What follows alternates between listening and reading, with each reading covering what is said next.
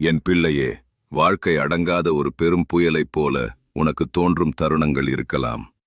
கவலைகளின் மற்றும் பயத்தின் அலைகள் உன் இதயத்தில் வந்து மோதும்போது, இனி எவ்வளவு தூரம் இதனை சகித்துக் கொள்ள முடியும் என்று நீ பயப்படலாம். ஆனால் இந்த உண்மையை நினைவில் கொள், புயலிலும் தேவன் உன்னோடு இருக்கிறார். நீ தனியாக இந்த புயலோடு போராடவில்லை. சீஷர்கள் புயலைக் கண்டு பயந்தபோது இயேசு படகில் அவர்களுடன் இருந்தார் என்று வேதாகமம் நமக்கு நினைவுறுத்துகிறது. அலைகள் சத்தமாக இருப்பதனால் தேவன் அங்கே இல்லை என்று அர்த்தமல்ல. அவர் புயலை பார்க்கிறார், உன்னுடைய பயத்தை புரிந்து கொள்கிறார். நீ எதிர்கொள்ளும் அனைத்தின் மேலும் அவருக்கு அதிகாரம் உண்டு. உன்னுடைய வாழ்க்கையில் எதுவும் அவருடைய கட்டுப்பாட்டிற்கு அப்பாற்பட்டது அல்ல. பலமுள்ளவனாக இருக்க முயற்சி செய்து நீ களைத்திருக்கலாம்.